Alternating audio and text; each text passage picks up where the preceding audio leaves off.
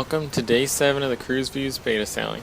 Once again, I am Picone, and I am coming to you from the adult solarium on board the Grandeur of the Seas, location that was surprisingly empty for the first time this sailing, thanks to the great weather we had in Falmouth, Jamaica, the third of 4 stops on the current 10-night Western Caribbean itinerary. So unlike the 2 previous protocols in Cozumel, Mexico and Grand Cayman, today the weather, for the most part, decided to cooperate with us. We arrived at Falmouth at about 7 a.m. this morning, and it was a little bit chilly if you're outside and incredibly damp. It only took about a few seconds for you to feel the moisture on you. But as the day went on, things improved quickly, and it turned out to be a nice day. So if you've never been to Falmouth, Jamaica before, or you've never heard of it, it is one of 3 protocols available in Jamaica. We've got Ocho Rios as well as Montego Bay, which have been around for a while. Falmouth, on the other hand, is Royal Caribbean's private protocol that they built for the Oasis class back in 2010. And it's a secluded little peninsula built off of Jamaica just for the passengers of the cruise ships. So when you get off the ship, you have nobody to deal with except other passengers and a whole bunch of vendors to shop from, so you don't have any of the pushiness or other issues that come from public protocols. Of course, you have the option to take excursions to areas around Ocho Rios or Montego Bay, and of course you can just wander out into the town of Falmouth and visit what the real Jamaica is like. But as for me, I spent the entire day in the protocol that Royal Caribbean built and found it to be a rather pleasant place. If you've never been there, be sure to watch my complete tour video and see what it's all about. Our departure from Falmouth came at about 4 p.m.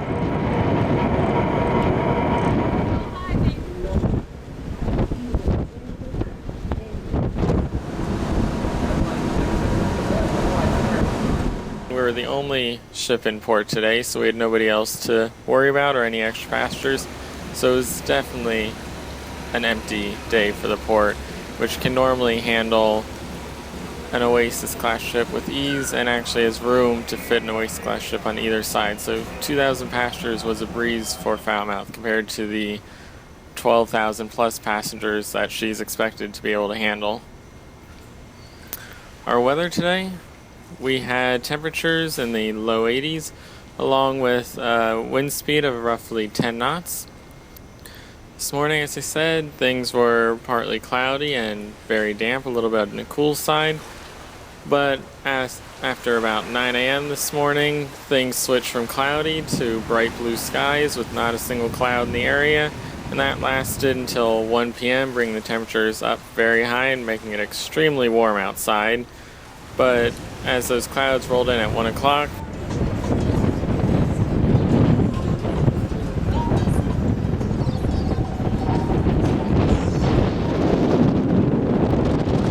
they led to a quick burst of rain at about 2 p.m. that lasted until about 2:30, and then it remained cloudy the rest of the day.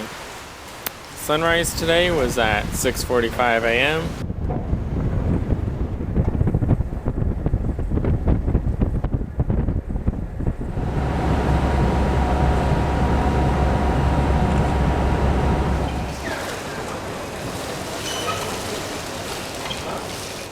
with the sunset at 5:51 p.m.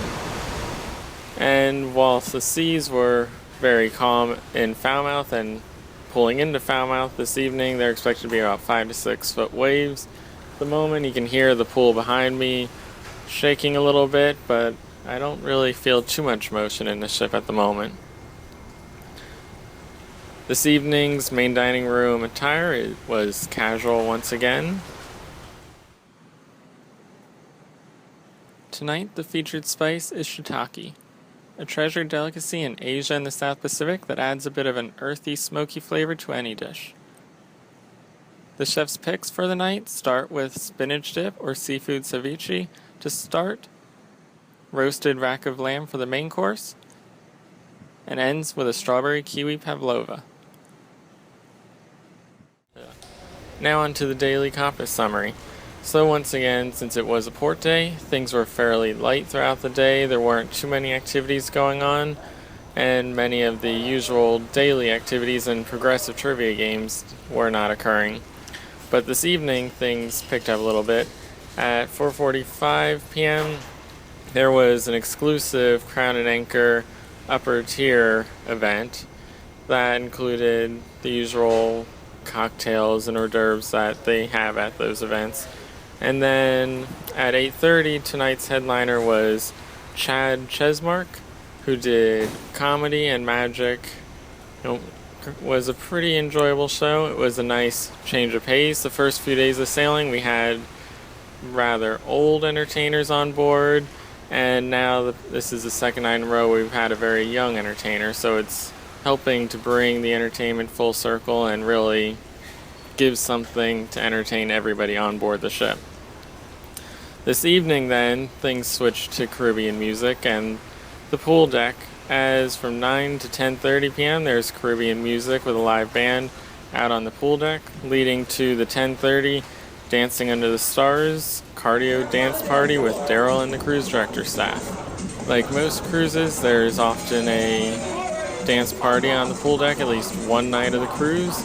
This one was rather light. Normally there's a buffet set up and a little more activity, but it was fairly empty. Not too many people showed up and there was no buffet, but it still got a pretty good turnout. It was Daryl, of course, is always entertaining to watch and very active.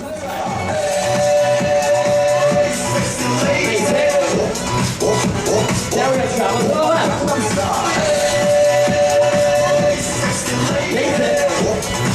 Back to the beginning. Right. And then, following that, from 11:15 to midnight, it was once again Caribbean music up on the pool deck to close out the evening.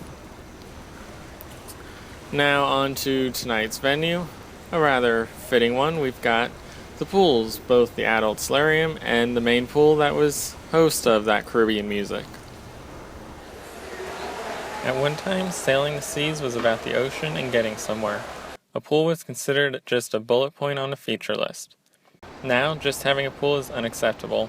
Cruise lines have to keep upping their game with innovations such as zero-entry beach pools, water parks, and even wave pools to stay with the times. The Grandeur being built in the 90s features two more traditional pools, a main pool and an adult solarium. The main pool takes up the majority of Deck 9, as well as the area overlooking it on Deck 10. While only being a single pool as the only outdoor pool, it is actually split in half. The pool side features a depth of 5 feet, while the other side, divided by a railing, is a shallow waiting platform, perfect for little kids to play in. The area also features 4 covered whirlpools, 2 on either side. In front of the pool is the ship's movie screen, providing a backdrop for the activities that take place in the open area below it, such as dance parties, as well as for some added ambience when not in use. This portion of the deck is also home to the pool bar, as well as a spot for live bands performed throughout the day and evening.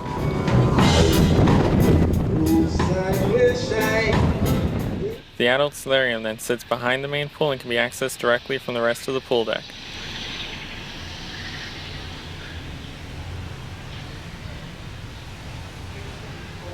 The area is only open to guests aged 16 and up, though during poor weather days it takes over the role of the main pool and becomes available to everyone. Not to be typecast as a poor weather pool though, glass roof can slide back over the jogging track, allowing for full sunlight and sea breeze to enter the solarium. Compared to the energy of the bands and movie screen at the main pool, the solarium is more relaxed and subdued. The venue features a Roman theme and even has piped and ambient sounds to accompany it.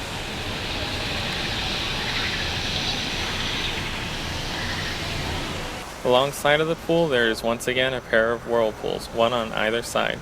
The solarium bar is tucked away on the forward-facing wall, while the sides and back then feature seating for playing games or catching a bite to eat at the Park Cafe, which will be featured tomorrow. So while the Grandeur may not have fancy pools, she does offer a varied choice to pick from, so that regardless of the weather outside or the time of day, you can still find somewhere to take a dip. Thanks for watching this episode of the Cruise View, and Be sure to watch all the other videos available, such as that Falmouth cruise tour, and be sure to tune in tomorrow for another day of activities on board the Grandeur of the Seas.